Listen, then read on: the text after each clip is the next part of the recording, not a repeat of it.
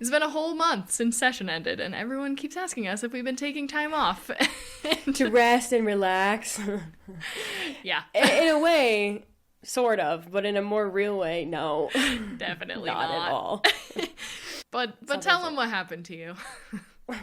Look, it's really weird to see content that we put out that, like, I'm not in, because we obviously have done all of our content together. But yeah, I was notably absent for a couple weeks there, including our last podcast. Let me walk you through. Where you been? There are times in your life where you really think to yourself, like, how did I get here? And for me, that happened about 2 weeks ago. Picture this, not too vividly, though. Gabby, face down, ass up, on the bathroom floor, blood everywhere in all the wrong ways. Not in the way that you'd want it to be, okay?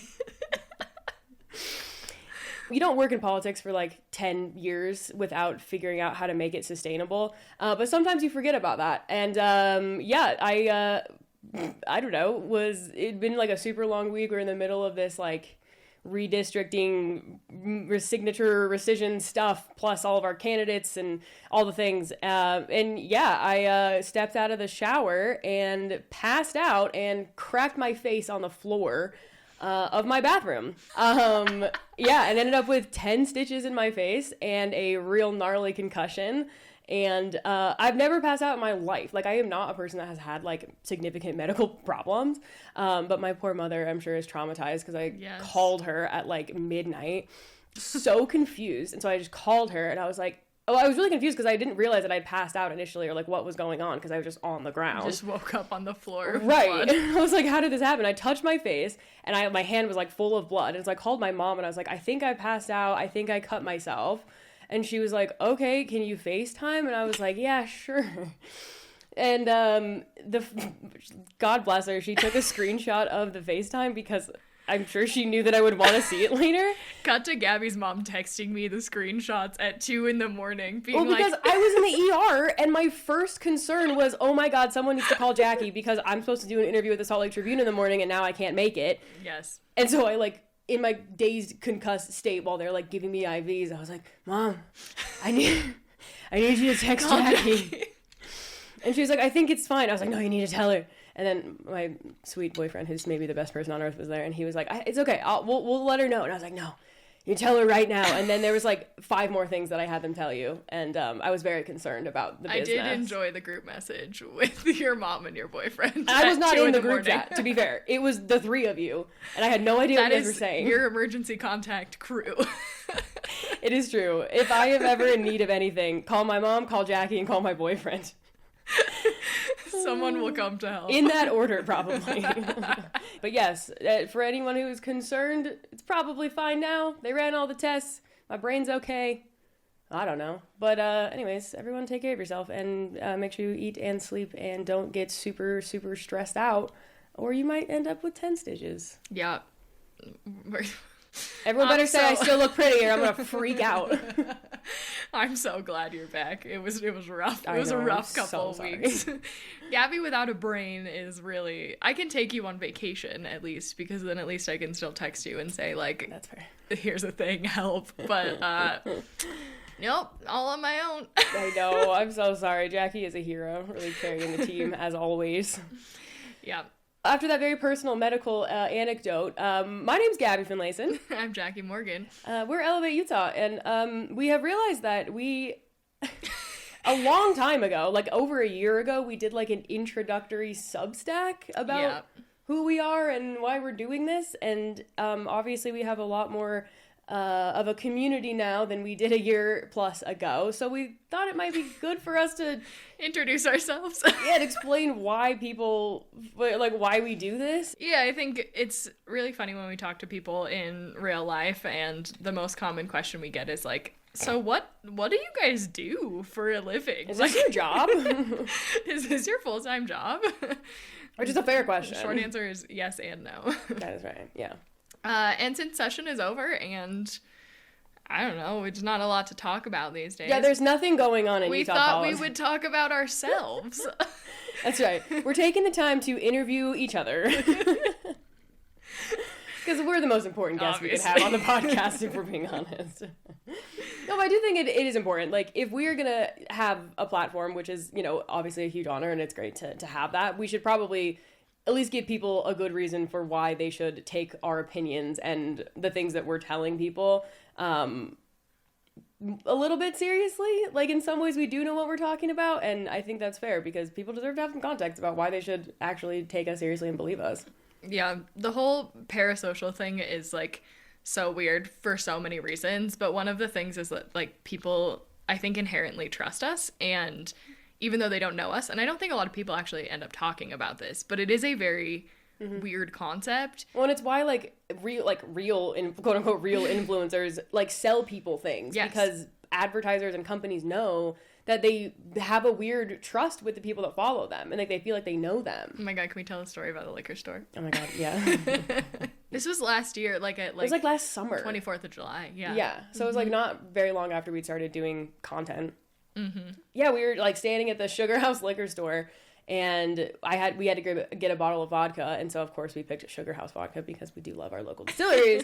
But we didn't think much of it. We were just like, all right, we're doing our thing. We're like, grab the vodka and start walking away.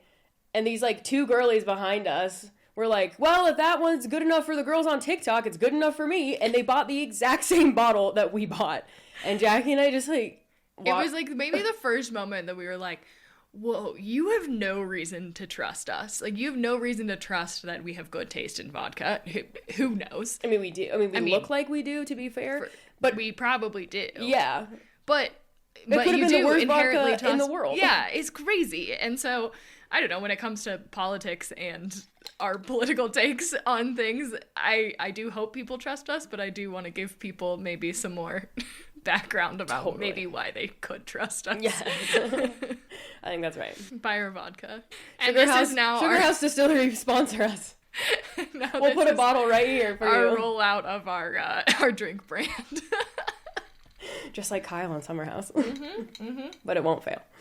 So, like we said, I think the most commonly asked question we get when we meet people is, what do you guys do? What is your job? Which is so fair. And a lot of days I also ask myself the same thing. What is my job? But in short, we run a political consulting company. It's a company that Gabby and I and our third partner, Ben, own, called Elevate Strategies. And we run candidate campaigns. And we started our company in 2022. We'll give you the full background of how that whole thing came together. But we love what we are able to do. And this whole Elevate Utah side project is essentially Gabby and I's like fun hobby on the side. It is a fun hobby, yeah.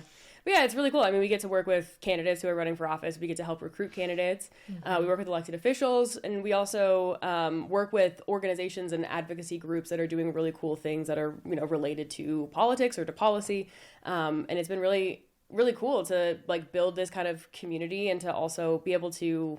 I think a lot of times people see politicians as like not real people, which is super fair, right? Like they have their whole like public persona and they have a job and they like are quote unquote in charge of things and they make laws and they seem really important and they are important. But it's really cool for us because we get to know them as like real people, and a lot of them are like actual friends. And we like know so much about their lives and they know a lot about our lives, and it's really cool, and I think it makes us feel a lot more passionately about making sure that, you know, we help elect good people because we do really, really know them, and we take it really seriously of who we work for.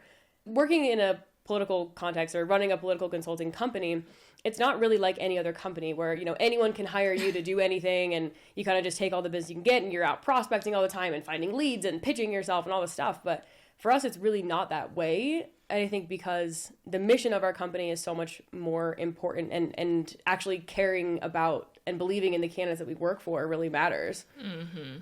The thing that we always tell people that brought the three of us together to start this company is, one, we all love Utah so much. Like, yes. We are obsessed with Utah, and if you couldn't tell, like, we talk about it all the time, and we love Utah. But we're also, the three of us are very much eternal optimists, and we all also approach our work in a very similar way. In our origin story, none of us really had worked together before we started our company. No. And people always assume that you and I are like have been friends for a long time. And we're friends now, but we were complete strangers when we started a company together. We actually met about 4 years ago, this week. 4 years ago on March 31st, Jackie and I met at Ruin Downtown, which I don't even know if it exists anymore. I don't think it does. Oh, no. R.I.P. R.I.P. Ruin. God. Ruin is ruined. Oh, no. Yeah, in our first meeting, it was very funny. I was running so late, and I felt so bad because I was buying a car. And I was at the dealership. I was at the dealership, and it was taking forever. And I was like, I promise I am not a late person. And especially in our relationship, I am not the late one. But I was so late. I was like, I was getting stood up. I was like, what the hell, man? And I was buying my new car, and then I drove to meet you. And our first, like, probably half an hour was so tense. So tense. Yeah, I'm sure it's, like, similar in other industries. But especially in politics, and this is obviously what we can speak to, is, like, there are so many, like... It sounds harsh to say, like, grifters, but, like, that's kind of how it is. Like, there are so many people that kind of say that they run campaigns or work on campaigns, but they've only ever, like, learned it themselves or, like, worked on a couple of local races or volunteered. And so there's so many people that you kind of have to take the time to, like, you know, when two dogs are, like, sniffing each other, to be like, are you friendly? Are you cool? We're sniffing each other's asses. Yeah, basically. To, like, try and feel out if, like, you were a real person and if I was a real person. Yes. And it did take some real time. Yes. But then after that, it really clicked. Then at some point we felt each other out enough that we were like, oh, okay, you're cool. Oh, we can We're be real. Cool. We're friends. And neither of us really remember actually what happened in that meeting other than the first text message we have after me being late and being like, I'm so sorry, was Gabby's draft of the logo of the company. Yes. And that was true. it. That was it. But before the rest all is that, history. And that's it. End of podcast. And that's all. And now we're here. Exactly. Yeah, but I think, yes, the feeling out of why you're a real person is important. And I guess maybe you should give the recap that basically you gave me 4 years ago in Ruin of how we got there. Yeah, it's so funny. Gabby and I have so many parallels in our lives, and one of those parallels is our moms being the greatest people on earth, first of all. Yeah, but also being our introduction into politics and how we got into this. And so I always tell the story that my mom was very involved in local politics, and she would always pick a candidate or two to go knock doors and volunteer for every year. And she used to take me with her when she was canvassing, and I would go tag along and knock on doors, oftentimes for like local candidates like Patrice Arent, who is still involved today, which is always funny. And I always joke that I thought I was trick-or-treating because I was so young, and I would just go knock on the doors, and I was just excited to be there. And it was like in the fall. Yes. Yeah. And honestly, we should lean into that more, I think, for campaigns. Like, we should bring kids to knock on doors, and they should ask for candy. I believe every voter needs to have a pool of candy ready at all times in case a child shows up with a candidate. I love that idea. That's good. Yeah. So I think my mom, ultimately spurred both of us, our love of politics in a way. And growing up in Utah, I wasn't Mormon.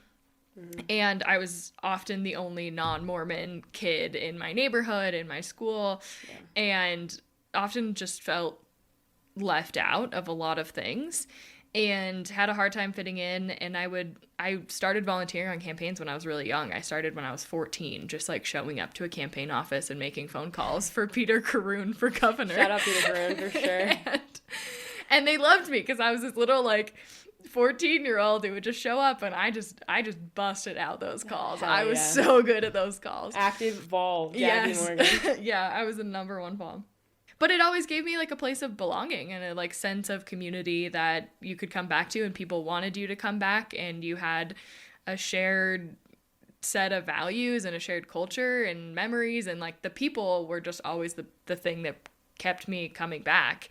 And so after Peter Caroon, I volunteered on the Obama campaign in 2012, and I was 16 years old.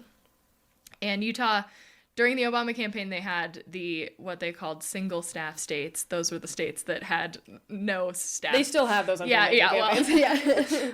I feel like they try and do better now. They call them something better now. Okay. Oh, God, Expansion states, that's what they call them now. Expansion states, yeah. But on the Obama campaign, single staff states is so mean. Oh God. And so, none of us were paid staff. There's one staffer here, but our entire mission was to take volunteers from Utah and take them to Colorado every single weekend. And so me being 16 years old with my new driver's license was organizing all of the volunteers to go to Colorado. And my job was to take all of those people, put them into little carpool groups, connect to the little carpool group, and then I would organize them into their supporter housing in Colorado, which was a nightmare because I had to figure out who's allergic to cats and who can sleep in the same bed versus a couch versus on the floor. And it was just a logistics nightmare. And you know what I used to do that? Sticky notes. Are you serious? Yeah. Oh my God, incredible. No, yeah. I truly put sticky notes up on. We had these our office was in an old wedding dress shop.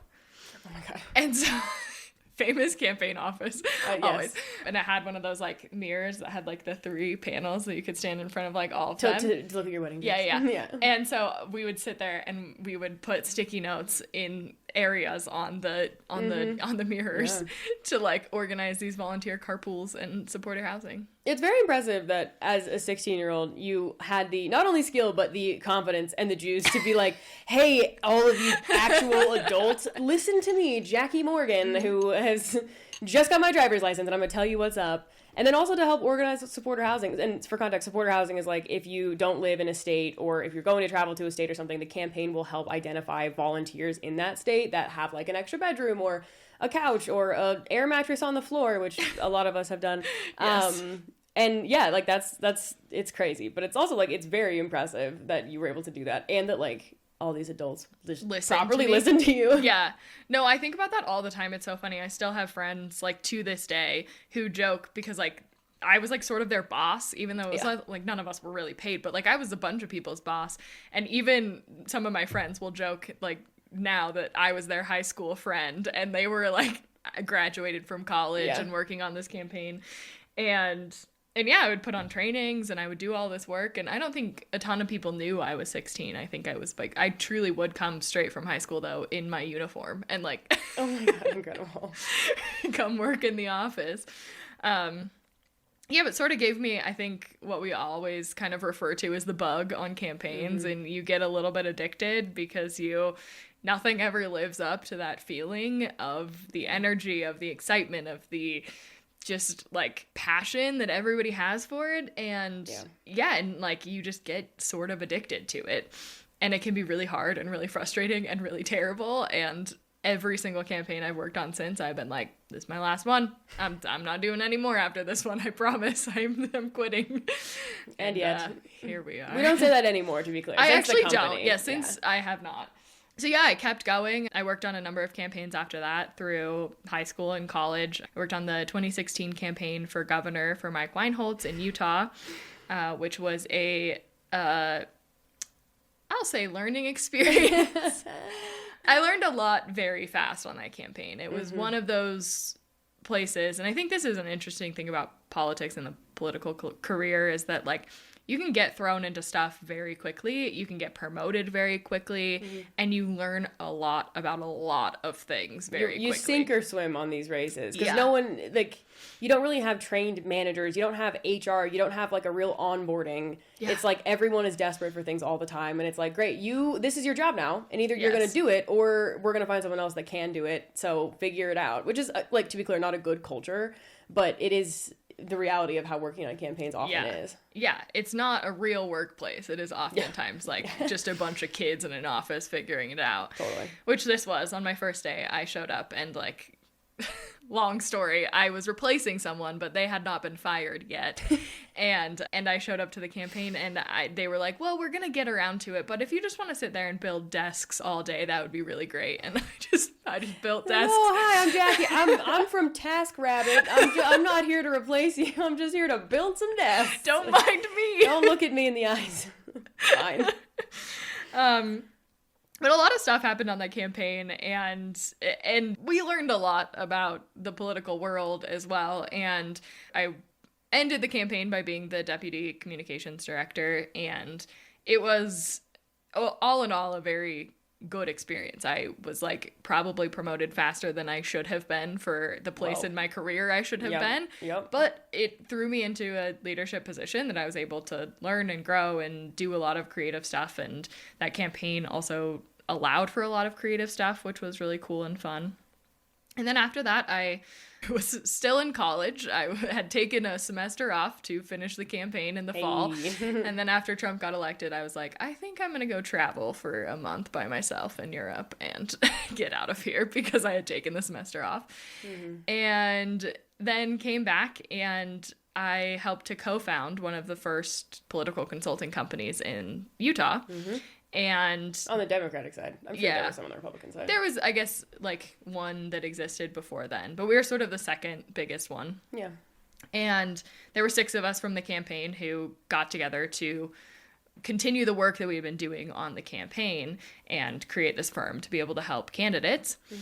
And one of our very first projects was Better Boundaries Proposition 4. And so we started by doing research into what a ballot initiative would take and how we could do it. Because it had never really been done before in Utah. Never been done, really. Like, Count My Vote had sort of been the closest, but they had never actually done it because they had compromised with the legislature. And so I just remember, like, it was like December after 2016 and everyone was depressed, and we were in this like old office full of cubicles from the former campaign that nobody was using.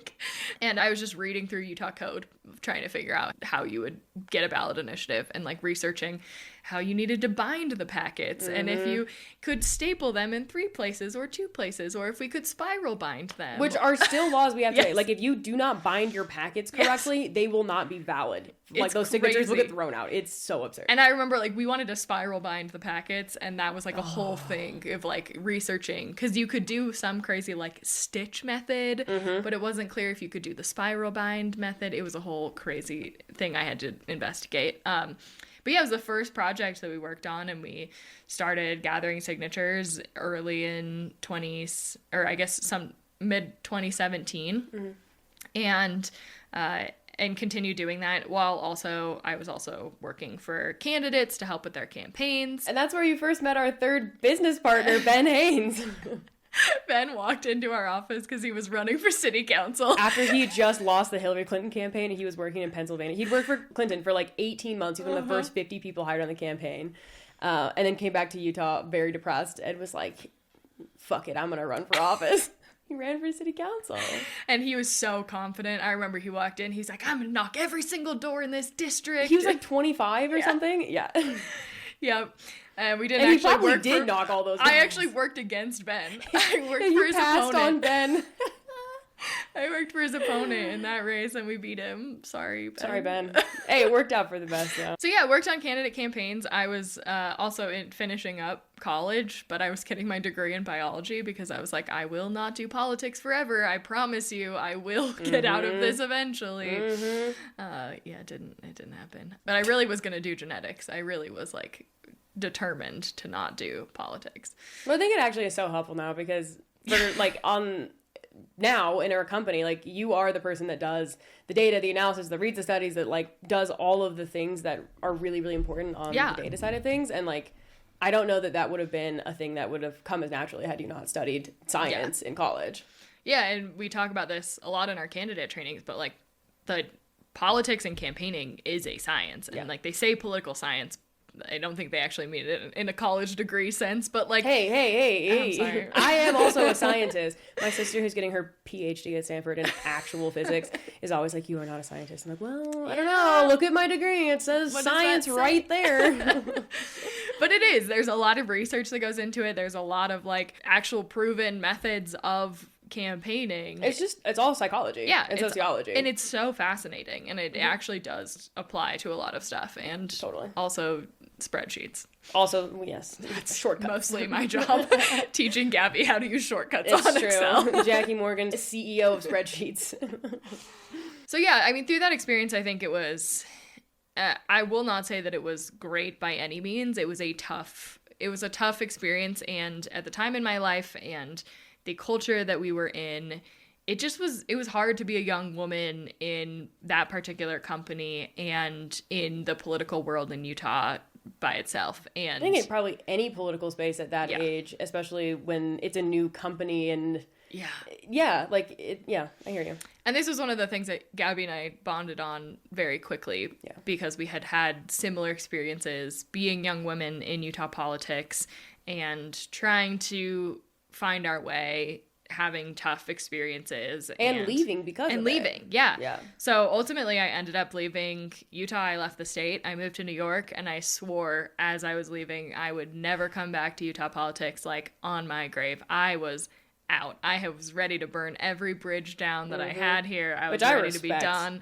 Yeah, and I moved to New York. I worked sort of in a politically adjacent company, but did more corporate consulting with sort of political tactics.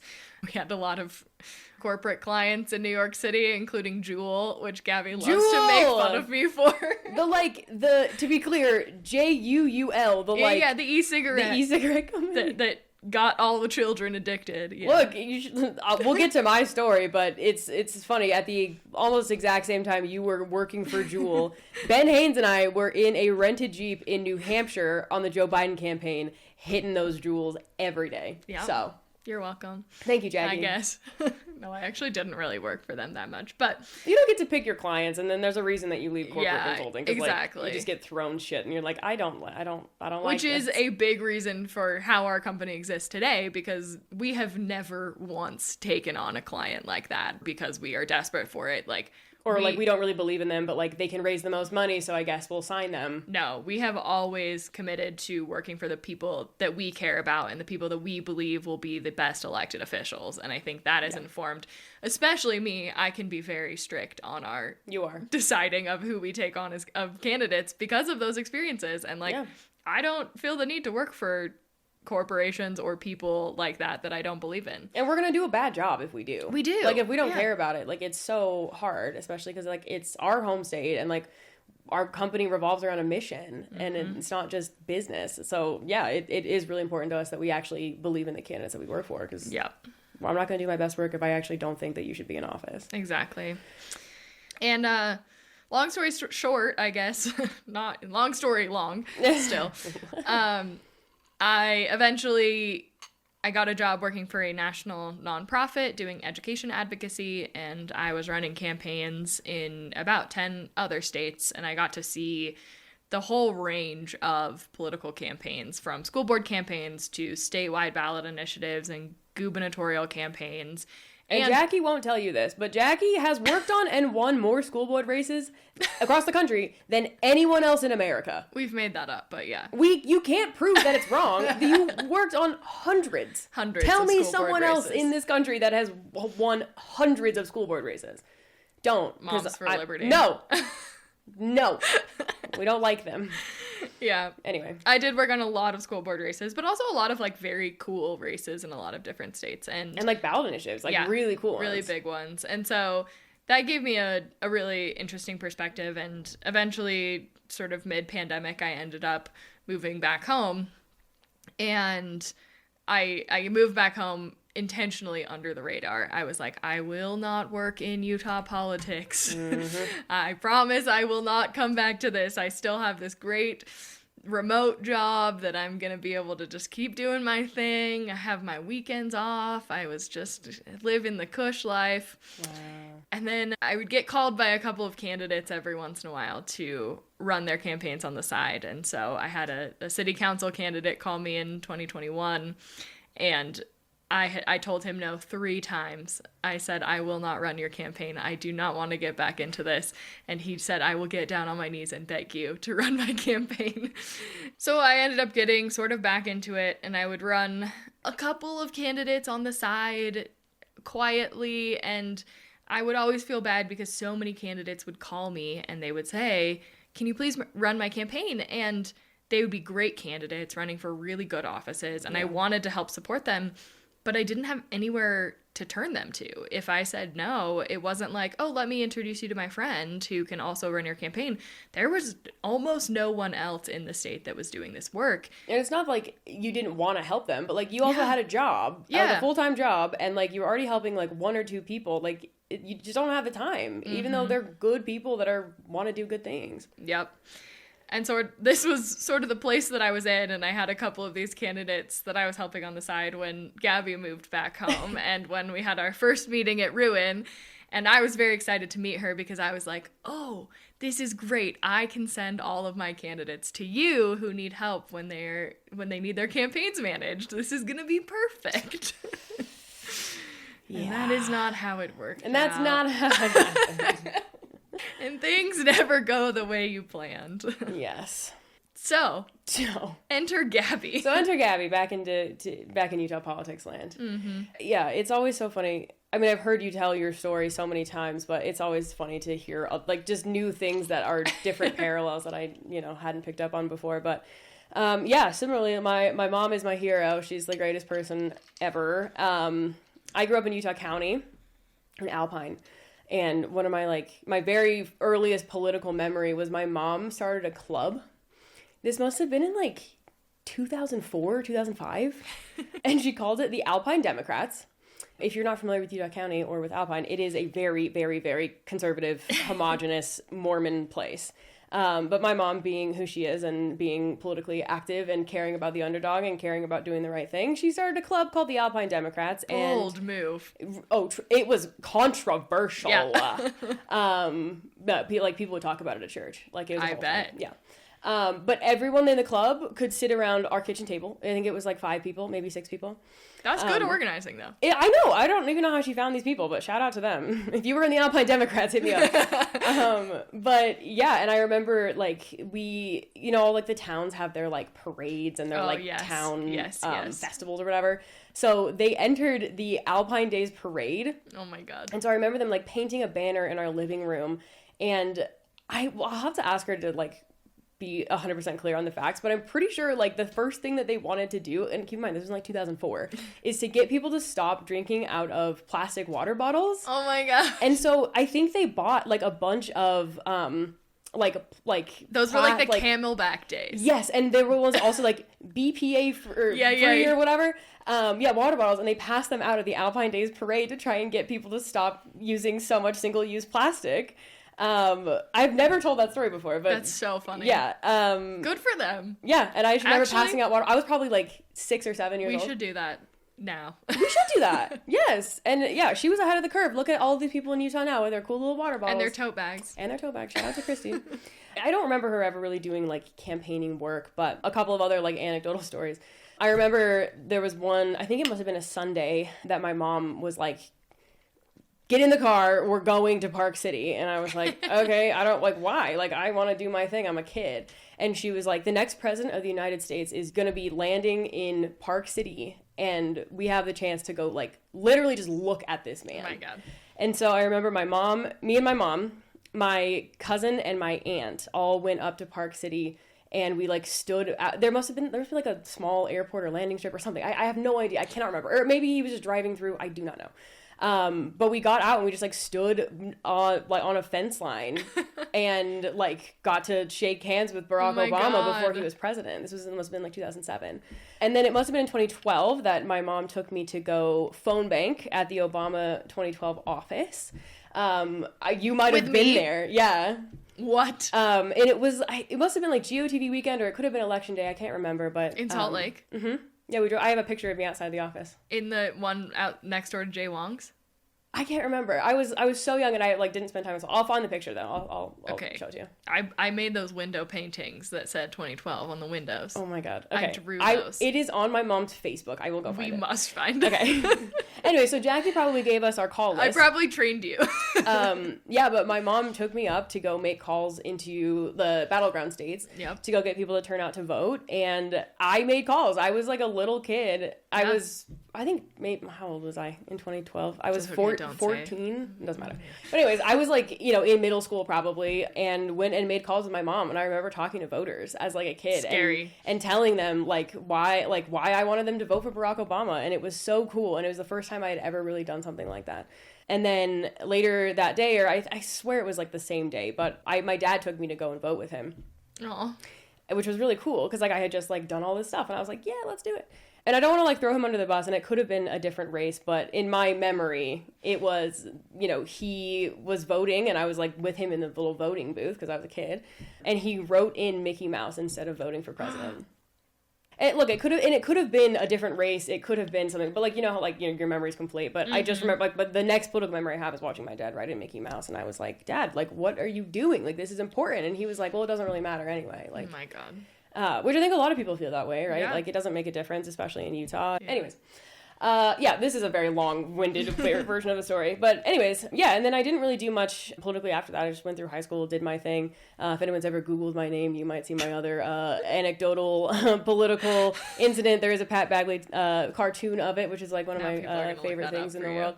But yeah, I got dress coded at homecoming. No, what's the one in the spring? Sadie Hawkins? Sweethearts? I don't know. Anyways, yeah, and people will still ask me about it weirdly. But yeah, I got dress coded at Lone Peak High School. The dress was like so conservative. So conservative. And it's a dress that I actually got in Paris because my mom like scrounged together enough credit card points. I was like a kid that was like, I struggled so much in high school with my mental health, and I had just we've been through this like horrific friend breakup. I had to transfer schools because of it. And I was so depressed. And so my mom, like in the dead of winter, like the absolute cheapest tickets you could possibly get. And I was obsessed with France. And so she booked a trip for us to go to Paris. And it was like the one thing in Paris that was so fun. I had seen this dress in a window of one of the shops, and I loved it so much, and they were closed. And so it was like the morning before our flight home, I woke up so early to get there as soon as they opened up so that I could try on this dress. And my mom bought it for me, and I wore it to this dance. And yeah, it was like so crazy. Humiliating. It was awful. The woman who like that, when I got dress coded, it was like a big thing. It was like a whole scene. And then, yeah, like my mom must have posted about it on Facebook because we had a reporter reach out, and then it like became a whole thing. Like, it was weirdly... It was, like, a big story in Utah. All over in Utah. Yeah. I was on, like, the digital front page of People magazine. Yeah. I had, like, people in... like, outlets in Australia reaching out, and I was, like... That's crazy. A kid. And then I was getting, like, shit on online. And, like, I don't really talk about it much now, because, like, it wasn't meant to be, like, a thing. But anyways, so that's a weird little anecdote. But yeah, then I went to college. I went to Utah State for my first 2 years, and I started college in 2016, in the fall of 2016. Great time. And I have always been someone who like generally follows rules. Like, I don't like to get in trouble, but I got disciplined by my RA the night before the election because the group of boys down the hall, there was one kid who was like a huge Trump supporter, and he was like trying to debate me, trying to like harass me, trying to like, and we like got into like a screaming match in like outside of the dorms. And luckily my RA was like a very cool like gay guy, and when he was like, what happened, and I told him, he was like, okay, I technically have to write this up, but like it's fine. And I was like, okay, whatever. Yeah, and then Trump won. Obviously we all remember how that went, and my mom, being who she is, had already booked tickets to go to the inauguration in D.C. of the first female president, Hillary Clinton. Yes. And obviously that didn't work out. But yeah, I remember the day after the election, like obviously I still had classes. It was a Wednesday. Yep. And I was a very bold freshman, so I was taking a senior level political science class because no one told me I couldn't do that.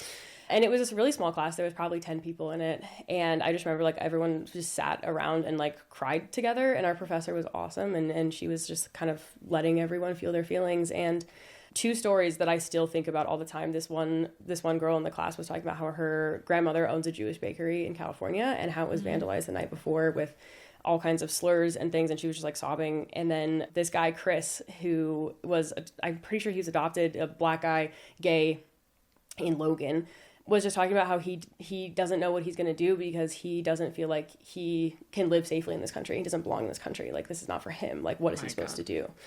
And crazy those stories now, like even just today is just wild. Yeah. And it really stuck with me. And I didn't really know what I wanted to do with my life. I just knew that I cared about things and I wanted to make a difference. And so my mom still wanted us to go out to DC because obviously the Women's March was happening.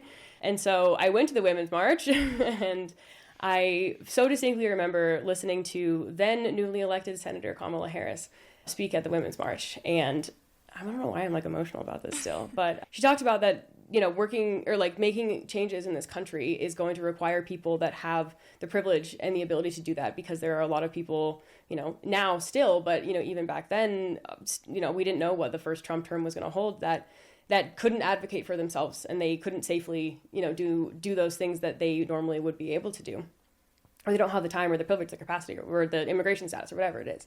And I just remember standing there and thinking like, okay, like I need to do something because I can do something. Mm-hmm. And so I came back to Utah, flew back, and the very next day I changed my major to political science. I joined the College Democrats. We did a lot of weird, like demonstrations and protests. We did a bunch of stuff with DACA. Like it was really cool and it was really fun. And we invited one of the state legislators up to speak to the College Democrats, which never happens in Logan because it's so far away. And the House Minority Leader at the time, Joel Briscoe, came and spoke to us. And it was the first time I'd ever met someone that was in elected office before. Oh my gosh. And it was like a monumental experience for me. I was like, oh, this is like so incredible. And like, I know you now and I can do something. And like, this is awesome. And so, I ended up transferring down to the University of Utah because I wanted to work on campaigns and I couldn't really do that in Logan in the same way.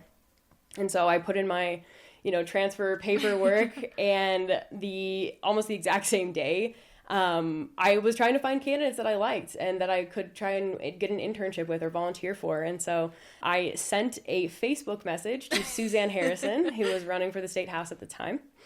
And she was incredible. And she let me help, you know, design her mail pieces. And I took photos of her at the parades and I knocked doors for her every single day. And it was really, really cool. And at the same time, I also started volunteering for Ben McAdams in 2018. And so I would work in the morning. I would work from like 4 a.m. to 9 a.m. I would go to classes from 9 to I think like 2 or 3. And then I would trade off going to knock doors for Suzanne and for Ben. And I just really liked it. I thought it was really fun. I thought it was interesting to be able to talk to people. And I think it was really incredible. It was the first time that I actually realized that if you talk to people, they will change their minds. Yeah. And you can actually persuade people. And most people are not firmly holding beliefs that you disagree with. Most people haven't either heard different perspectives or they haven't had somebody talk to them, or they haven't, you know, they have busy lives and they're not thinking about it. And so it was really, really incredible. And I got the bug. Also, both such cool races to start on. Those like original 2018. Yeah, and they both won. Were big and it was deals. Awesome. Yeah. It was like, and Suzanne won like barely. No, she had lost by 5 votes the year before. Yeah, and so then I did an internship in DC. Mm-hmm. Through the Hinckley Institute, which is great. So I went out to DC. I worked for Senator Catherine Cortez Masto, and I did research for her. And shout out CCM. I understand people have their feelings about her now, and some of the things that stances she's taken. But it was a really incredible experience, and I think her political philosophy is where I got a lot of mine from. I got to sit down with her a couple of times, and I asked her like, you know, in Trump's America, and you know, we were also in the middle of the longest shutdown. Yeah. And I was like, how do you work with these other senators that are saying like these things and that feel this way about you? And she was a Latina woman and all these things. I was like, how do you do this? And she was like, well, you got to find common ground where you can, and you have to stand your ground where you can't. And I still think about that every single day. We quote that a lot to our candidates. We do. It was great advice. Mm-hmm.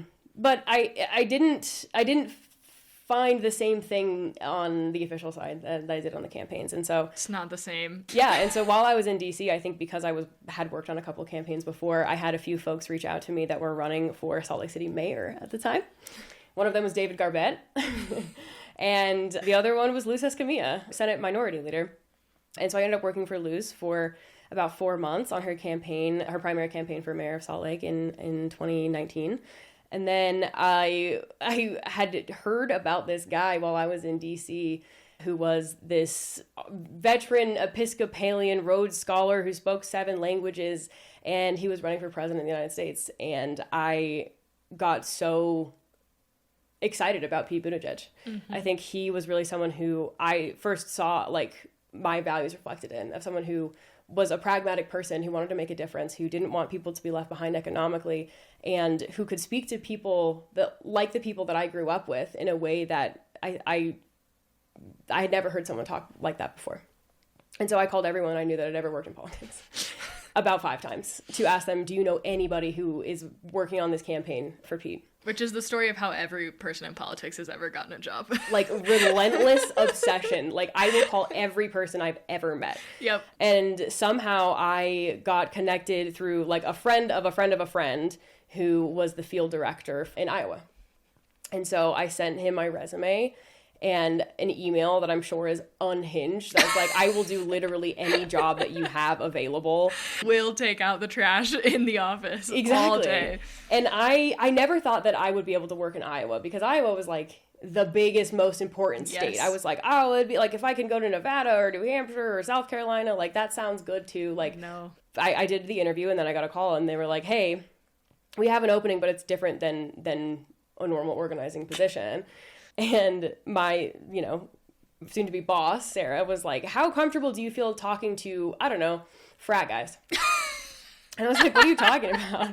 And she was like, or like, kids that have better things to do that don't really care about politics. And I was like, what are you talking about? She's like, I have a job opening, but it is for an organizer at the University of Iowa. My God. And she was like, are you in college? And I was like, yeah. And she's like, then you're going to be fine. And I was never a person that was like super into the social life in college because I was working the whole time. But I told her, I was like, I can do that. I will do it. I will figure it out. And so I packed up my life, and 5 days later, I drove out to Iowa, and I worked for Pete Buttigieg for about 9 months in Iowa City, and it was such an incredible experience, and it was so different than anything I had ever done. I think it's so different. Similar, the presidential campaigns are just like... Yeah, similar to like your experience with Obama. It's like everyone believes so hard in the thing that they're doing, and especially at the time that I got there, which was July of 2019, I mean, Pete was polling at like 4%, 5%, right? Like no one thought that he would ever get anywhere. And so every person that worked in that campaign was there because they truly believed in him and his vision and the campaign and the team. It was also some of the most grueling work I've ever done in my life. You are like, I think the thing about a presidential campaign that is so fascinating is like, you are the tiniest cog in the biggest machine that exists. And like, they are structured in like, it is running a giant organization. Every single thing pointed towards like one common thing on one day that happens. Yeah. But the way that they function and the way that like they're staffed and that they're set up is very structured and it's the same on every single campaign, every single kind of presidential campaign. And being like an organizer on one of those campaigns is like just such a unique experience. And we say this to our team, to people that come work in politics, is like, that is an experience you could never get anywhere else.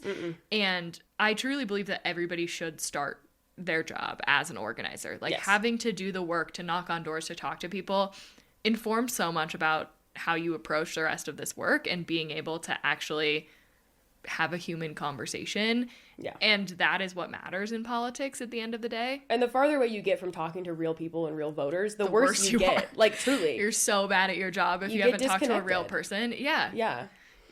And so it was really odd because I was doing campus organizing, and then and still now, no one knows how to organize on campus. Oh my God. And so it was like, I don't know, go out there and figure it out, I guess. And so I did.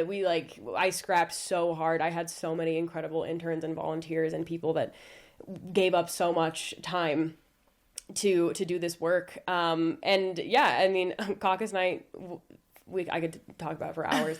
It is one of the most insane, chaotic experiences, like trying to, like, people literally casting their votes in person. And I think the thing that people in Utah probably don't relate to as much is that almost every single one of those people that is showing up to caucus night has literally met every single person running for president multiple times. Like, they have heard from them, they have asked them questions, they're very informed, and they take it really seriously. And so And the literal, like, social pressure of people, like, moving Yes. across the room Yes. to, like, literally in their redistribute. corners. Yeah. And people are chanting and people are yelling and people are cheering, and it's so intense. So anyways, the long story short, I had to staff a different precinct, caucus night location, than the one that I was working in. Oh, that's sad. It was really, really sad. And in that precinct, Pete did not, I don't think he got any, by the end of, like, the ranked choice voting or whatever, the realignment as they call it, he didn't get any votes or any, like, delegate whatever votes in that area. And my most vivid memory of that night is throwing up in the bathroom of a middle school in Iowa City with the short stalls. Yep. Yep. That's exactly right. But my precincts on the college campus, we were expected to get 0 votes, and we got 4 delegate votes out of those campus precincts, and that was a huge win for me. Yeah. And Iowa was incredible for Pete. Pete won Iowa! If anyone has anything to say about that, do not, because I will fight you forever. Pete did win. It was incredible. And he deserved to. Our campaign was awesome. Then I had the unique pleasure of being transferred before Super Tuesday, between the caucus and Super Tuesday, to Colorado Springs. I was managing the southern half of Colorado in the dead of winter, and it was so cold, and it was awful. And I was with all of my volunteers. Then we were doing, like, a volunteer appreciation event when Pete and You were in the middle of an event? Well, I was driving from Colorado Springs to Denver. Oh my god. And we all kind of had heard whispers of what was going to happen. And I was driving, and I all of a sudden got a calendar invite for a call in all hands in 15 minutes with Pete on it.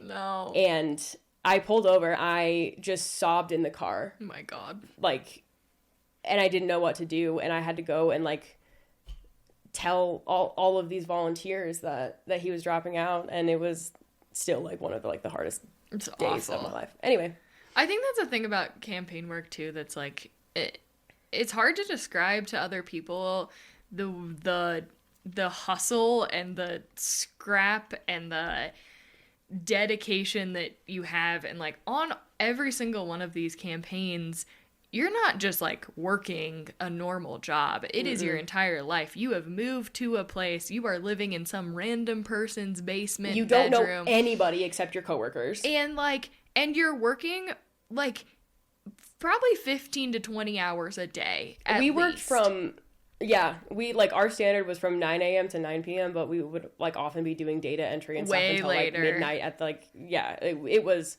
And, like, 7 days a week. And every day of the week. And you're, like, you're held to very, very strict goals that you have to be meeting. And if you're not meeting those, like, you've let the entire country down. Basically, and, like, it is high stakes for young people in these roles. But it's also not, like, you're being, like, whipped into doing this work for 18 hours a day. It's like you actually, like, care so hard.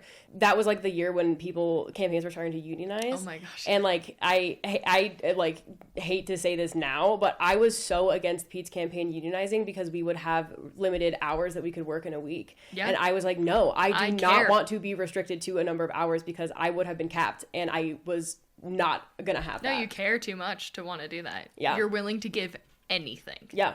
I mean, they did end up unionizing, and it was probably for the best, but, like, I wanted to work as much as I was working. Okay. Yeah, so then Pete drops out. I then decided that I wanted to... So he dropped out. I think it was, like... I can't remember exactly. It must have been, like, just a couple of days before Super Tuesday. It was right before Super Tuesday, yeah. And so I told my boyfriend at the time... Because he was, like, still on the ballot, He was on the ballot. In a lot of places. Yeah. It was, like, literally days before. Yeah. Like, either, like, 2 or 3. It might have been, like, the Saturday before, which is why I was doing a volunteer event. Anyways. But, yeah, I told my then boyfriend at the time, I was like, we have to drive back to Utah, like, tomorrow. And he was like, why? And I was like, because I have to vote. Like, I now had the opportunity to actually vote in this presidential primary. Aww. And I'm sure he thought I was insane. And we almost died driving back from Denver to Salt Lake in February because there was a huge blizzard. And also voting in Utah on Super Tuesday, like, doesn't ultimately matter that much. No, it doesn't. No, but to you, like, yeah, but it to makes me, sense. It did. Yeah. Like, after working for so long, I was like, I have to go and vote. And did you vote for Pete? So a lot of people that I worked with they did vote for Pete. Yeah. And at the time, sorry guys, I didn't tell anyone who I voted for, and I told like my close friends that I voted for Pete, but I didn't. I voted for Joe Biden. Yeah. Because Pete dropped out so that he could be the nominee. Yeah. So Biden would be the nominee. And so I, like, my last directive that I took from Pete Buttigieg was to go and vote for Joe Biden, and I did.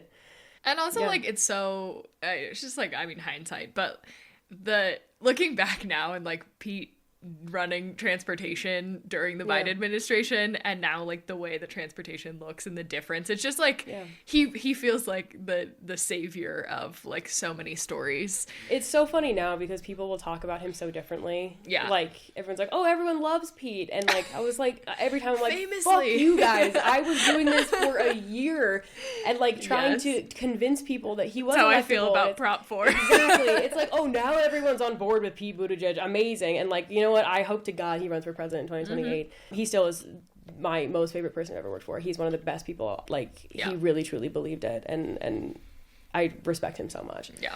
But like you, I had taken a semester off of college to work for Pete. And so... You'd give anything. Yeah. And I came back. It was in February. And so the semester had, like, just started. And so I reached back out to the Hinckley Institute. And I was like, hey, is there any way I can, like, re-enroll in college? And also I just worked on a presidential campaign. Like, can you give me credit. Internship credit for that? And they were like, I don't know, I guess. So I ended up getting credit for that semester for working on the presidential campaign, which was really cool. But the other thing that was super cool was that this was March of 2020. And so I had just come back. I had just, like, you know, my candidate dropped out.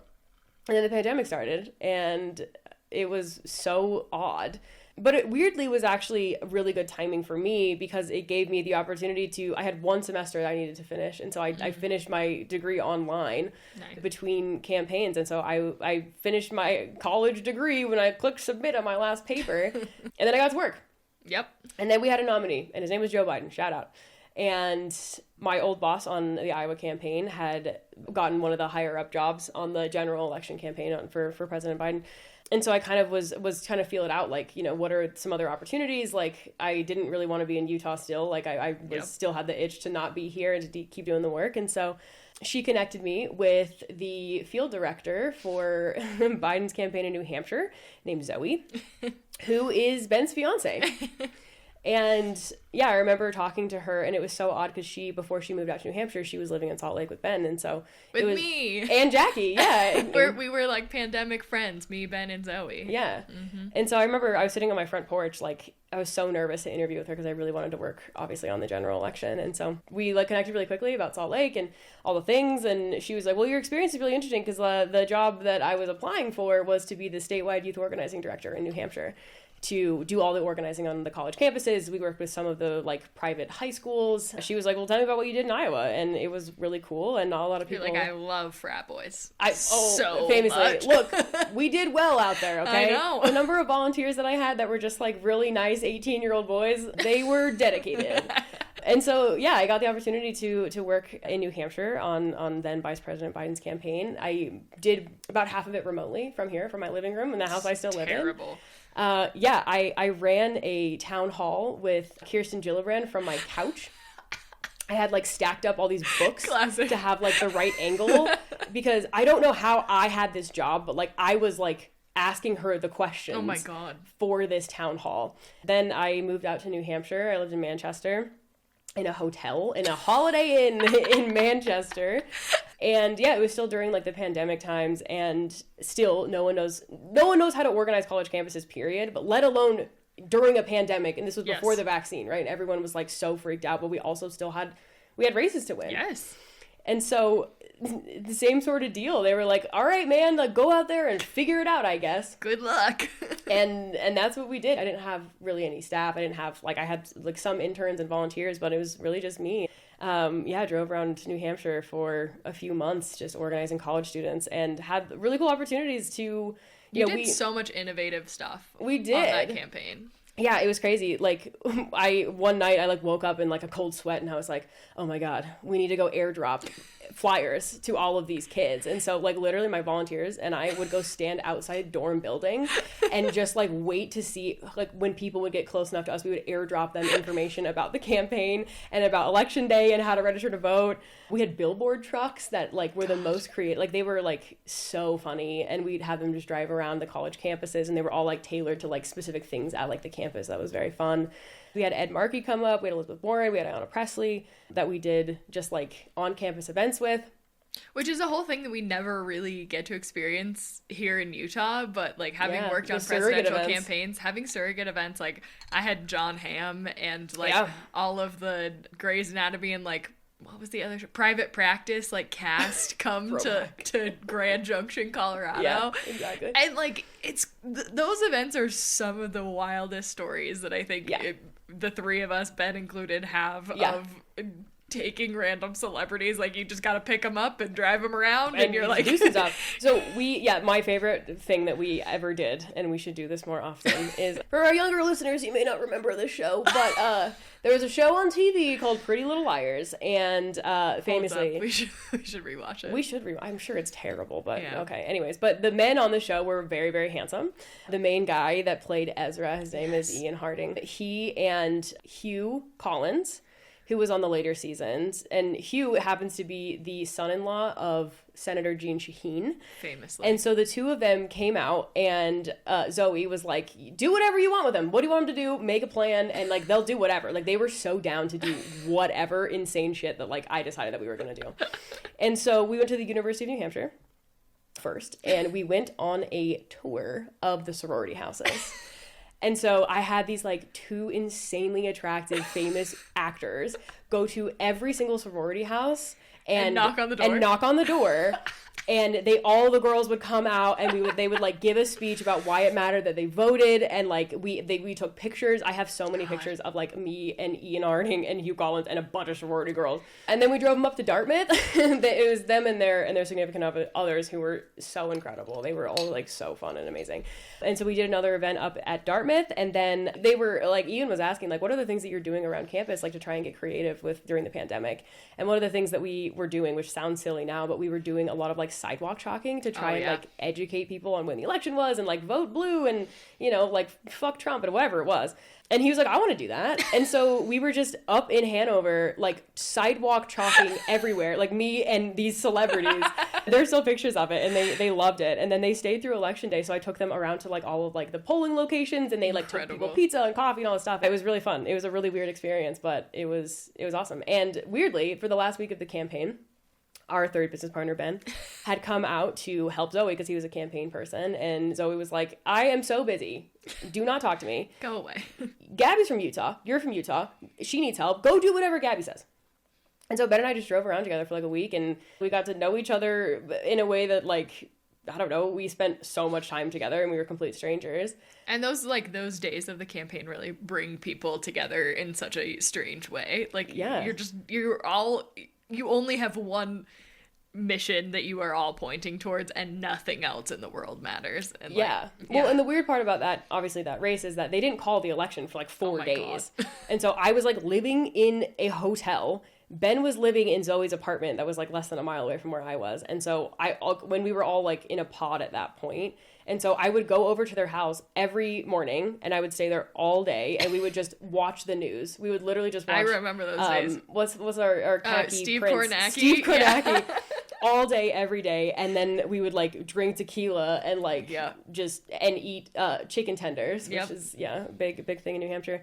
And then I remember when they finally called the election, it was like morning in New Hampshire, and I had CNN on in my hotel room, and I saw a picture of me. Like, as soon as they called it, I just started sobbing in my bed alone, like, by myself. And I called my mom.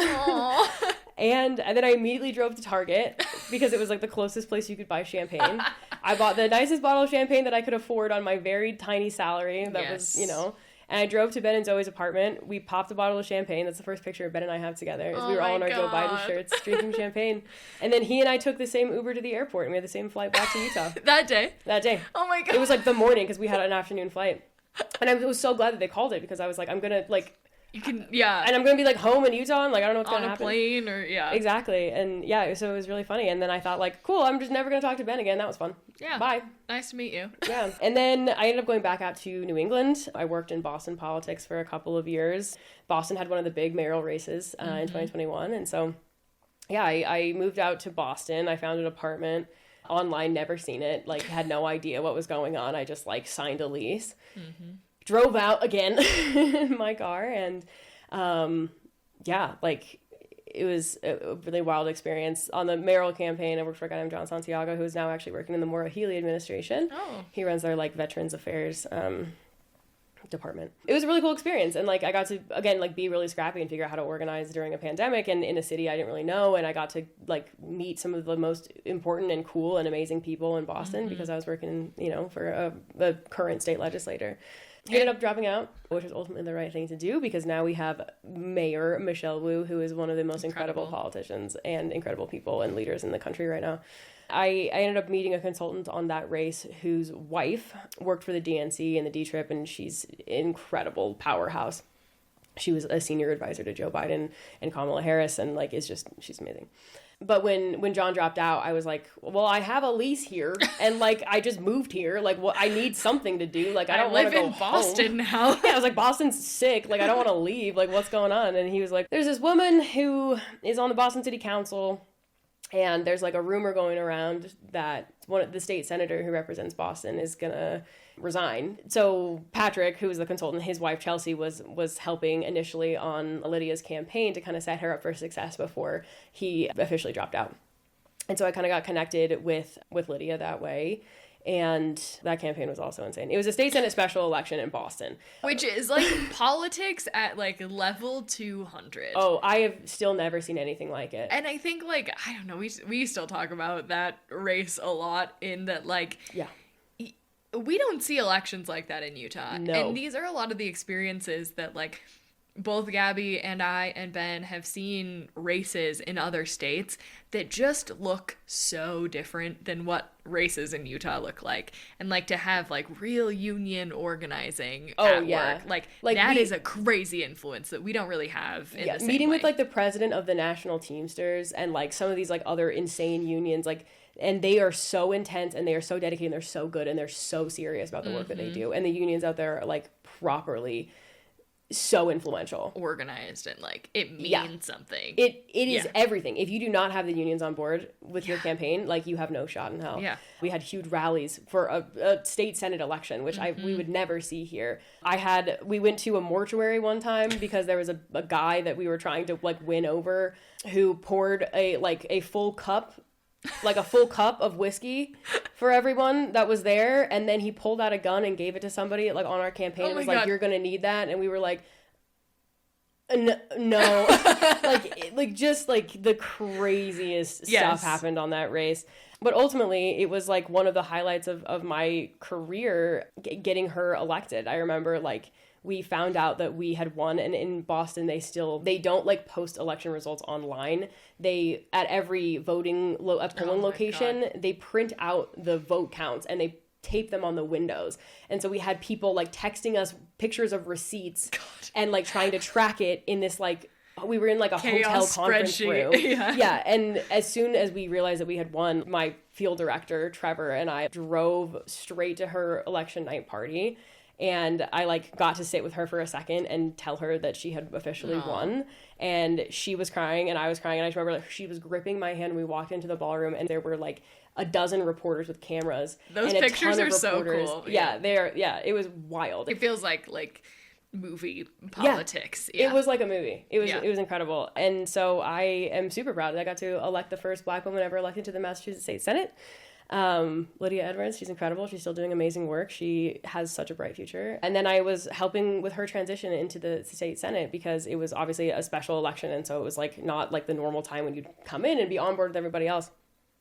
And so I worked as her chief of staff for about 3 months and weirdly was the youngest chief of staff in Massachusetts state house history in the modern era, which is so weird. And yeah, I just was like, I don't know what I'm going to do next.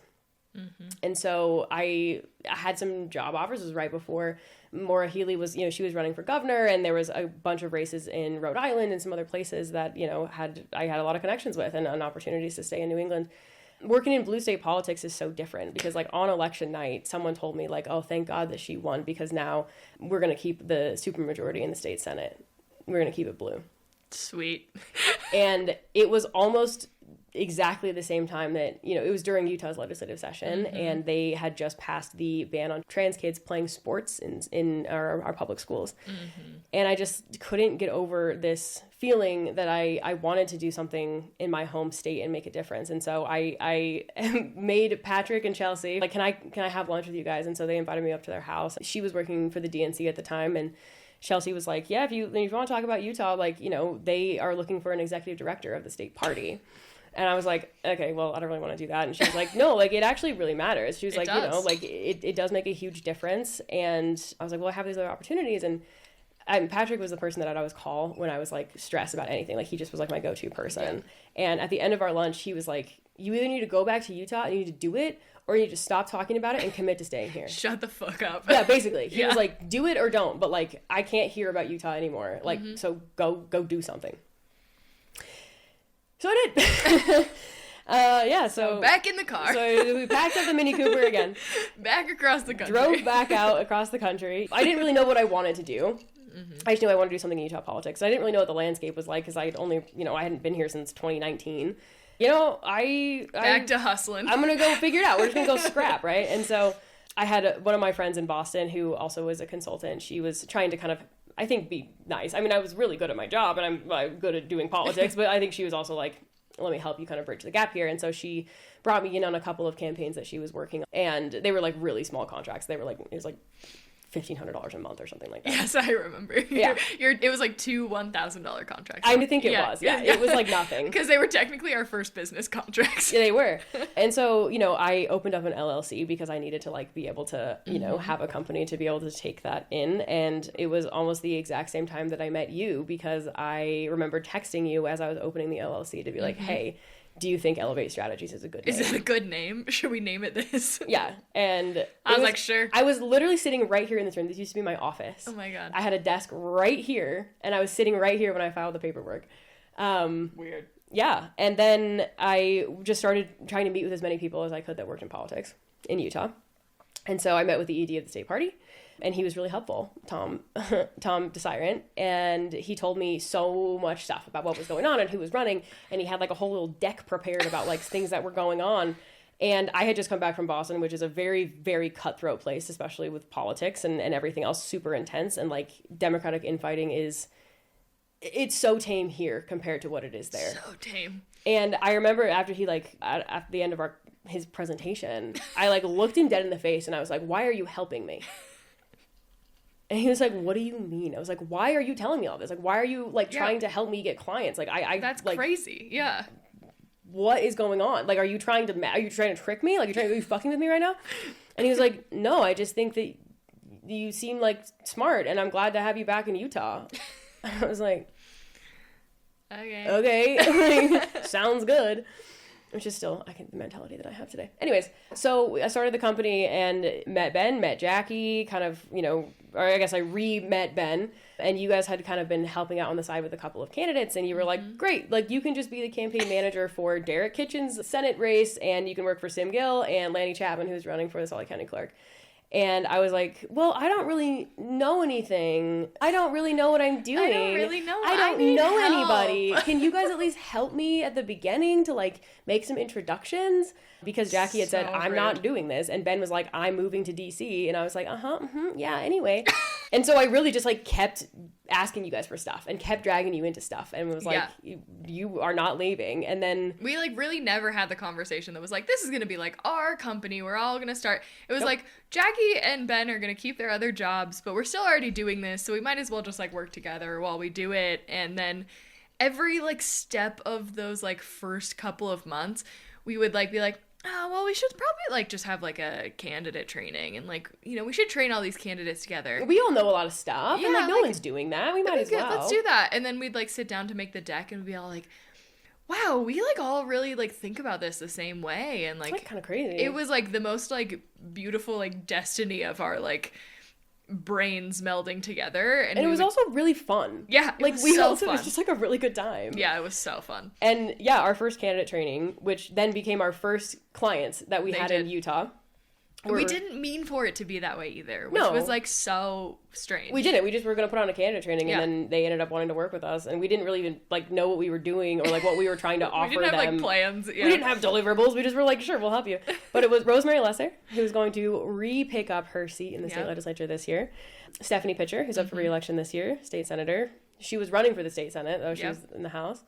Nate Bluen, who's now running for Congress. Derek Kitchen, who just dropped out of the congressional. Sim Gill. Yep. And Lanny Chapman. Yep. And those are all people that we still know today. How we had those heavy hitters, and we were just stacked candidate training, like. And we were just like, "Hey, show up to this random house on a Saturday, please." And you don't know us, and we're gonna train you on some stuff. Like, it's just like actually kind of insane. And we put together the deck the night before, and we were all just like, we have enough trainings. We'll like compile all of them. And we really did. And honestly, it was magic. Our candidate training has not changed very much to this day. Yeah. Like, it is almost the exact same deck in a lot of ways that we did at that very first one in 2022. Yeah. And after the training, we were... And now hundreds of candidates have taken it. Oh, literally hundreds. Yeah. Yeah, I just remember, like, all of us after I don't know what, like, we must have had wine or, like, bought it or something, but I remember sitting on the porch. We sat on the porch, yep. And we drank wine until, like, 2:00 in the morning and just talked and chatted and talked about Utah politics and our vision, what we wanted to do. And I think that's like really that night when we had already started working. Yeah. Like that was like really the night that like I think really solidified that like this is a thing that we're going to do and we're going to run this company and it's going to be real. And it was great. Yeah. I mean, we did. Like, and we did. But like, I mean, in so many ways, like Ben and I we both kept our full-time jobs for over a year, almost 2 years, I think. Well, I kept mine for 2. Ben kept his for a year. Yeah. You kept your job for 2 years. Yeah, and like so 2 years into the company, I mean, like we never intended this like really to be profitable, to be our full-time job. It was just like we also didn't know how long it would last or how long we'd want to do this either. No, we just like we cared, and we all had a common goal that we had seen what we could do in other states. We had seen the level of campaigns, the level of candidate support, the way that we could run campaigns, and it didn't exist here. Mm-mm. And we thought, like, we might as well try, and we might as well do it, but we weren't, like, it's never like we had a, like, full long-term vision that this was gonna, like, become our, like, company, or that we were gonna do videos on the internet, or we were, like, gonna do any of this. It was, like, I'm gonna keep my job that, like, pays me well and I work remotely, and I'm also gonna like try and do this on the side, and which was an insane thing to do now thinking back about like that, but we both did, and like it for half of our company's life now, like it was truly like just, I mean, it still is a labor of love, but like it's never about like having a company, and none of us identify like as business owners. Business owners or entrepreneurs, and every time people say that to us, we're like, what are you talking about? Not me. I'm like, I run campaigns for candidates, and like I really love doing that. If you ask me about taxes or ask my accountant, I don't know. I don't know any of that, and like, and we still do that. I mean, that's like still what our company looks like. Well, I think the thing that was really different about it is, I don't know, like, I think we realized pretty quickly, but still now, like, we all make each other better. Yeah. In a really unique way. Like, I could not do this by myself. Absolutely. For so many reasons. And I experienced for the last 2 weeks. Exactly, yeah. And I think, like, I would be remiss if we also didn't mention that, like, we also made really incredible hiring decisions. We did. Like, our staff are the most incredible people, and they care so much, and they're so good, and they're so wonderful, and they care as much as we do, and like we would not be where we are without our former and current staff. Absolutely. And I think that's one of the things I remember in our very first meeting that you and I had was we had talked about the experience that we had as like young organizers in Utah politics. Yeah. And we said, like, I would never want to do that to someone else. Like, I would never want them to have that same experience that we had. Yeah. And so the way that we ran our company, the way that we employed people, the way that we made hiring decisions, the way that like we gave internships was like, we were so strict, and we still are, about like our culture, about our HR expectations, about like our candidates' expectations of how they treat our staff. Yeah, and we have been so protective about the way that we have been able to build what politics looks like in Utah and what democratic political campaigns look like because of our experiences. And I don't know, it's so weird that it's only been 4 years, because I feel like we have like generations of like of difference that it's made, but we really have changed a lot of the way culture and campaigns have worked in Utah, and not only bringing the national experience and the national campaign approach that we have in other places, but also learning a lot of lessons about the way we didn't want it to happen too. Yeah. But I think too, like, I think we immediately brought and still have higher expectations of ourselves, of our team, of our candidates, which a lot of people did not like and probably still don't like. But like, we have really high standards for our clients. Like, I'm not going to work harder than you will for your own race. Like, we're going to set higher fundraising goals. We're going to set higher door knocking goals. We're going to expect them to do the things that they need to do, not just because it is the best way to win a campaign and to make good progress, but I think because we truly believe that voters in this state deserve to be campaigned to. They deserve to have the right information. They deserve to be talked to by these candidates. Like, we don't want to take these votes for granted. And so that's why we have high expectations, because the people of Utah deserve to have candidates who will meet the expectations and meet the moment of where we're at in the state and what people deserve. And I think one of the things that has like set us apart in that is that we've stayed strict to our values the entire time we have run our company, and oftentimes to the detriment of like our business practices. Totally. But like, you know, we are going to only take on candidates that we feel really passionately about, and we are only going to work for candidates that we truly believe are going to be the best elected official. And we are very selective about who we work for. Yeah. I think people all the time will be like, you know, you could like make more money if you worked for Republicans, right? Yeah, I'm aware of that. Well, Jackie, I don't know if you've considered the market share in the state is that there are more Republicans that are running for office than Democrats. Really? Crazy. Have you ever thought about that? Yeah, I have actually. I'd rather walk into the ocean than do that. Which is a crazy, like, it's just, I mean, back to sort of the beginning of our conversation, it's just a different business than anything else. And like, the videos we make on the internet are just, it feels so removed sometimes from like what our actual job is, that is electing candidates. And I think you can probably tell from this conversation is like, we really have a true passion for political campaigning and political campaign work, and the side of politics that is governing and that is helping people to pay attention to this is in some ways secondary to us, and that like it is an important part of it for people's everyday lives and the bills that they're passing and what is happening. But in order to change that, we have to elect new people, and we have to have the right people in office. And we make videos all day being frustrated about like what's going on, and the only solution to that is to change who is elected. And that is what we are doing every day to work to make a difference in, because that is how we will get different outcomes. Yeah, 100%.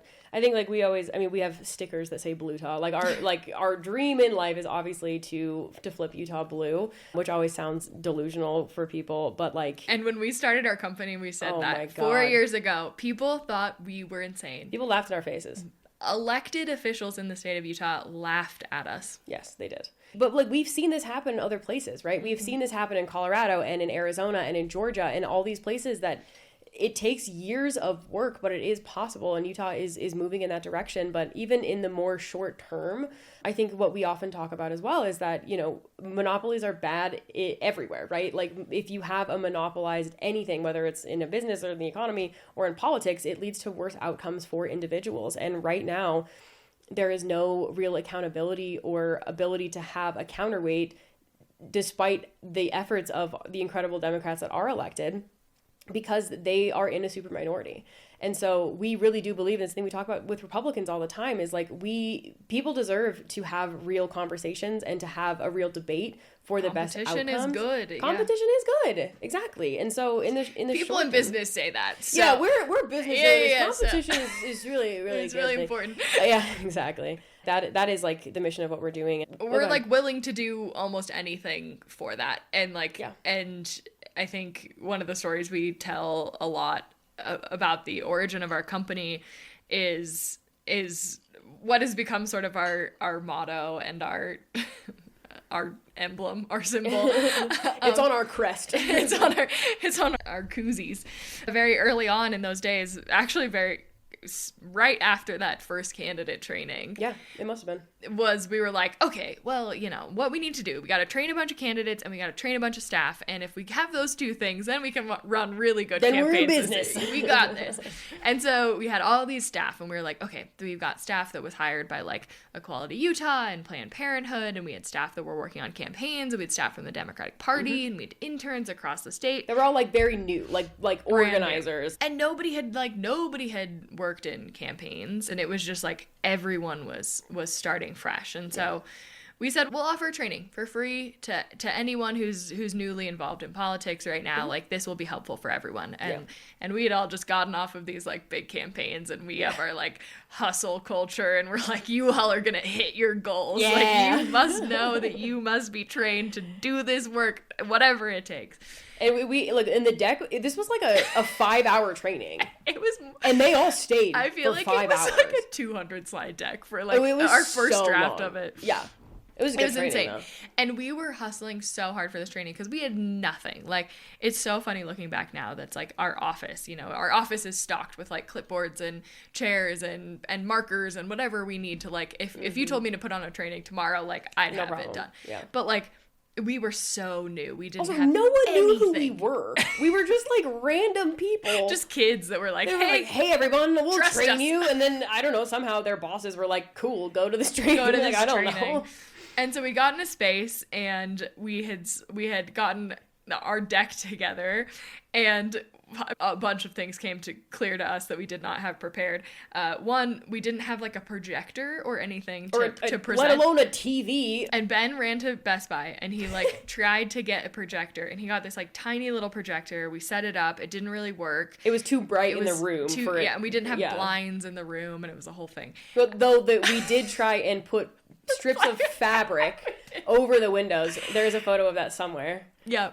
Yeah. And me nailing in things to the wall with a wine bottle to try and get yeah. And so we're like, Ben, you got to go back to Best Buy. And he's like, what am I supposed to do? And we were like, I don't know. Like, we didn't have anything. We had nothing. And we were even a company, really. And so we were like, Ben, just go to Best Buy, buy the cheapest TV, put it on your credit card. Or something. And he was on the phone with us at Best Buy, and he's like, okay, I'll get the TV, and then I'll return it. And then the man at Best Buy, we hear in the background. Yeah, he's like, hey, man, hey, I need to find the cheapest TV that you have, and what's your return policy? And the man at Best Buy goes, sir, are you intending to return this TV? And Ben was like, no. No. I think we still own that TV, to be honest with you. We should have TV tattoos instead. Yeah, we should. But the other thing that's really important that we didn't have, so we had like 30 people RSVP'd for this training, which I don't even know how we had RSVPs, but whatever. Crazy. But we were like setting up, and we were like realized that we didn't have any chairs for these people to sit in. Yeah. Which we had seems like kind of one important. Couch in the office. I think that was it. And like 3 like rolling chairs. Yeah. And so we were like, okay, we're organizers, we're problem solvers, but we got to figure something out. And so we called everyone that we could think of that might have 30 folding chairs. What we should have done is called a Mormon church. We should have done a lot. But we were in problem solving mode, right? Yeah. So we called the unions. Mm-hmm. And we called, I think, Planned Parenthood. Mm-hmm. We called the state party. Or maybe the county party? I can't remember. We called like a bunch of people. Called as many as we thought we could get. Yeah. Yeah. And no one had 30 chairs. No. Like no one. And the thing about us in particular, but also I think most people that work in politics, is like your job is to run a campaign. Yes. It is to like persuade people to vote for someone. Yes. But it is also mostly just like figuring anything out. Solve the problem. I can solve any issue that anyone has. Oh my god. I I have to do a little bit of this and a little bit of that, and I have to know how to do everything. And Gabby and I joke, like, our company is often just like a moving company. Like, all we do is move furniture. I don't know why. And hearts and minds. And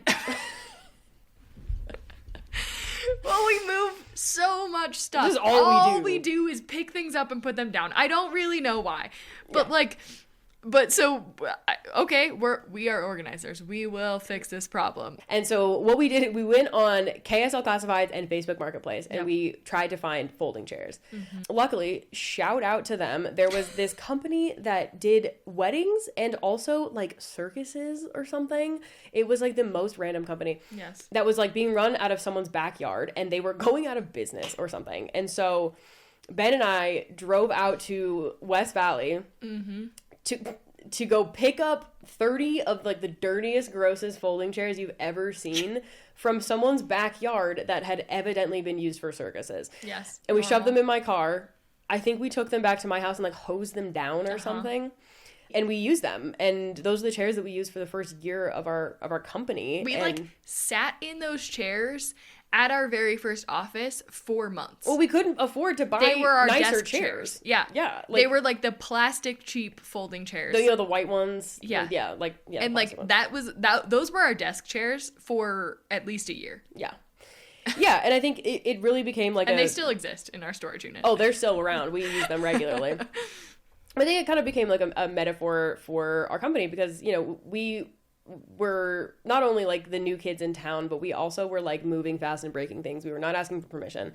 We were not like aligning with other groups, right? We didn't really know what we didn't know, but we also knew that we could do this and we wanted to do it. And so we were like really shifting culture, and that's, I think, hard for a lot of people. It's like rightfully so, right? Mm-hmm. But also we realized that like in the progressive space on the left in Utah, there weren't regular times where more than, 30 people were getting together in a room. Mm-hmm. If you want to bring people together and if you want to do something important, you have to bring the chairs. Like, we cannot expect anyone else to do this. Like, we have to do it ourselves. And also, because we ruffled a lot of feathers, which I think is super fair, we also realized, like, in the same way that people often think about chairs, like, if you want to sit at the table, you're bringing your own chair. And it might be a really shitty, gross folding chair that you got on Facebook Marketplace, but it's still a chair. From the circus, a circus chair.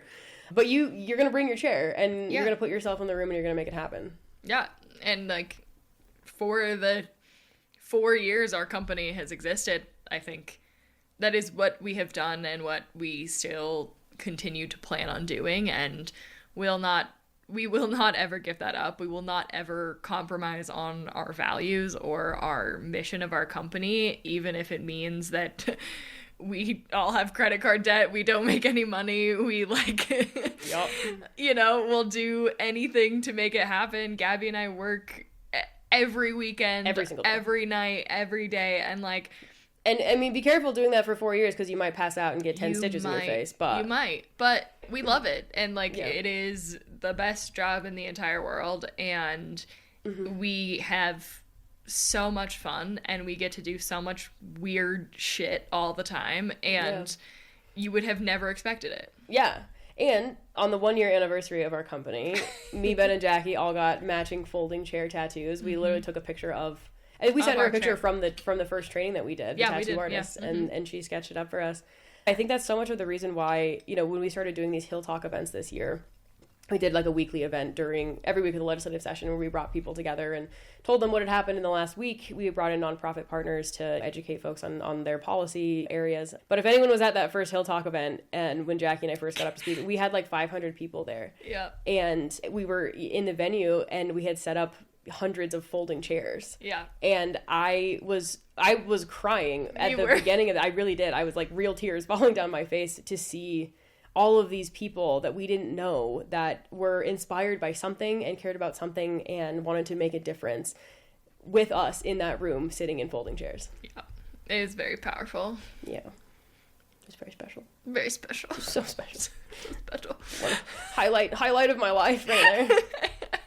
So, we still run our company. We still run candidate campaigns, and this is obviously a huge election year. But now, for the last year, obviously, you and I have been making content online, and I think we did that for a lot of reasons, but one of them is that I think we got sick of hearing people and other consultants, and especially nationally, say like, oh, well, people just don't know what they're voting for, and voters are ignorant, and they didn't know what they were voting for when they voted for Trump. They didn't pay attention. Right. Which is like maybe the most privileged position you could possibly take, because people are busy. People have other priorities. Like a campaign is like the 50th most interesting thing that people need to be thinking about in their everyday lives, especially now.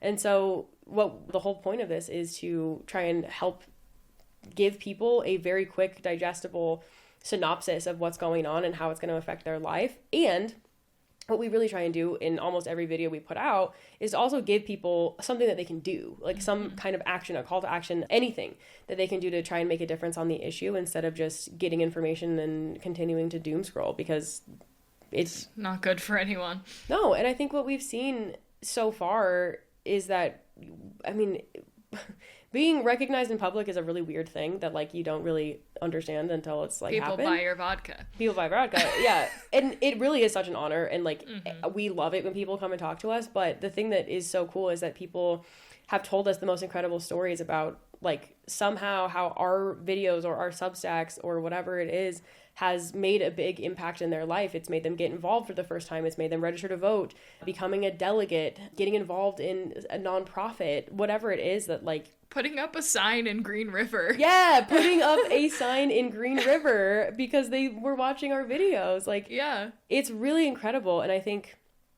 it's hard to kind of compare it to the work that we've done on the electoral side and that we'll continue to do, but it does feel like it is some of the most impactful work I've done in my career, to be able to not only meet incredible people and build community with people, but also help give people a way to make a difference and to give people hope in a way that there are other people that care about this thing, because it can feel really, I think, scary and isolating, especially right now in a red state like this, to feel like you're the only person that cares and you can't make a big difference if it's just you, which is not true, but it's a valid feeling. Which is like the whole reason we all started this together, was just like our shared optimism and hope and belief that we could change things and make a difference, and I hope we're doing that. Yeah. And I think, I don't know, the combination of our company and running campaigns and our things on the internet, like, we're still figuring out, and totally. We don't really know how these things interact with each other, and how we, you know, like, our candidates that we're helping support on our business side, like, how that interacts with these videos on the internet and the podcast, and, like, in the same way that we started our company, like, we're doing the best that we can. The same way it works in every political space ever. You figure it out as you go. And so it's not perfect, and it's kind of messy, and if you have ideas, let us know. Yeah, but at the end of the day, like, you know, we understand that, like, the work that we are doing is not the only reason that people are doing anything, or that they're voting, or that they're running for office, or whatever it is, but it is such an honor and a privilege, I think, to be able to be a small part of why Utah is changing. And I don't know really what this looks like forever, but we will continue doing this work for as long as we can, and for as long as people want us to. Yeah. Even if they don't want us to, we're probably still going to keep doing it. Sorry, everybody. Sorry, Brady Brammer.